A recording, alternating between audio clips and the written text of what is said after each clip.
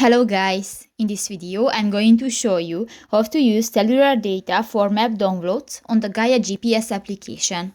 But first of all, I just want to mention, please don't forget to subscribe to our channel, because at 100,000 subscribers we are going to show you our YouTube revenue statistics and growth strategy how to make money online.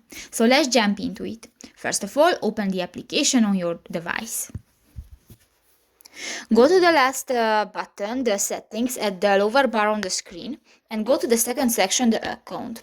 Here you can find the sync settings section and go to the third option, the use cellular data for map downloads. And if you want to enable this function, just click to the next white circle. And if it will be green, this function will be enabled. So you can allow map downloads when the network connection is metered. Cellular or paid Wi-Fi. So that's pretty much it for this video, guys. See you in the next one. Bye bye.